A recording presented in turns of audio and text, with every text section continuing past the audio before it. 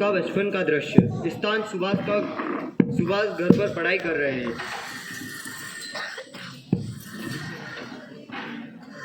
सुभाष, मैं चाहता हूँ तुम बड़ी मेहनत करो और एक बड़े अफसर बनो। हमारा समाज तुमसे यही उम्मीद रखता है। पिताजी, लेकिन मैं कोई बड़ा अफसर या फिर पैसे कमाने के लिए पढ़ाई नहीं कर रहा। मैं अपने भारत देश को आज़ाद करने के लिए पढ़ाई कर रहा हूँ।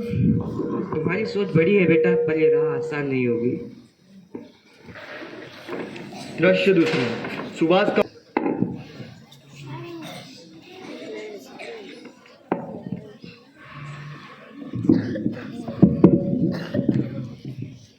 बच्चों, अंग्रेजों ने हमें सभ्यता सिखाई है।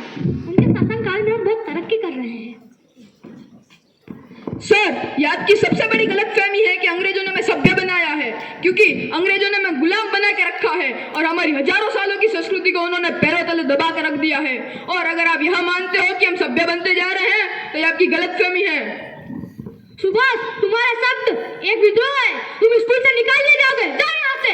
अगर सत्य बोलने का मुझे कोई भी सजा दी जाए, मैं उस सजा को लेने के लिए तैयार हूँ। सुभाष को कक्षा से बाहर निकाल दिया गया। दृश्य तीसरा, भारतीय राष्ट्रीय कांग्रेस से असहमति। स्थान कांग्रेस का अधिवेशन। सुभाष महात्मा गांधी और अन्य नेताओं के साथ चर्चा कर रहे हैं।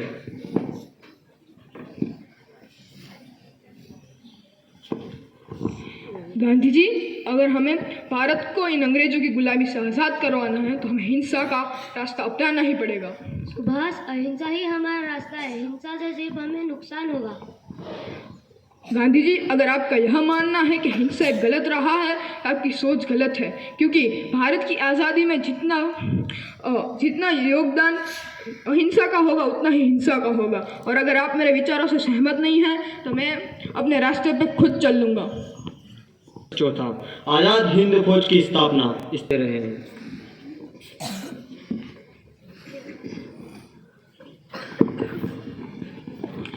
मेरे भारतवासियों, जैसे कि आपको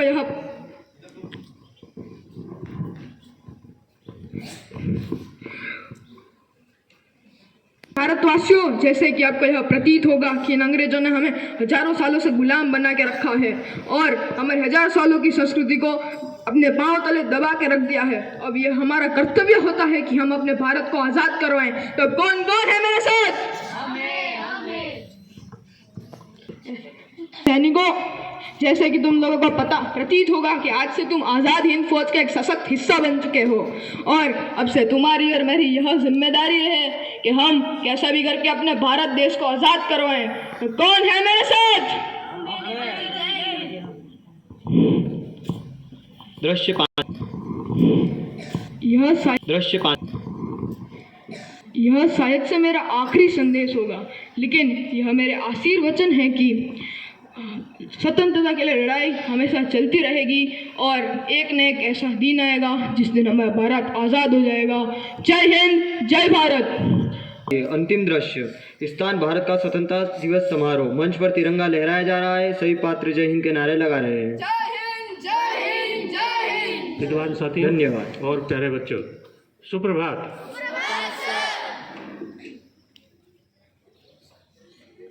बैठे बैठे सावधान। विषम परिस्थितियों में, अपोजिशंस में हमेशा एक ही सोच रखते थे कि कैसे भारत को अंग्रेजों से आजाद कराया जाए, क्योंकि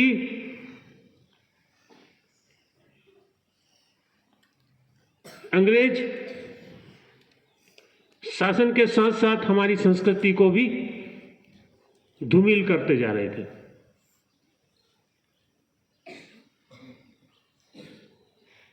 और उसी संस्कृति से हम आगे बढ़ते चले आ रहे हैं। वो तब तक उसके ऊपर कोई आवरण नहीं चढ़ेगा जब तक कि हम अपने इतिहास को, अपनी संस्कृति को नहीं जानेंगे।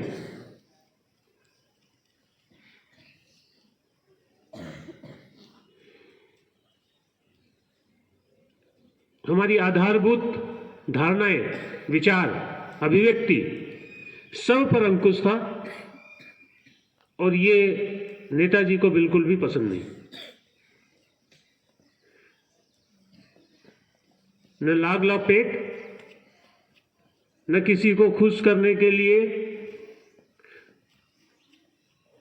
ऐसी बात बोलना जो उनको विचारों को बिल्कुल भी साथ न दे, उन्होंने कभी ऐसा नहीं किया।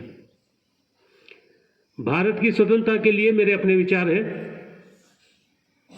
आप मेरे विचारों के साथ रहे, आपकी इच्छा न रहे आपका मन।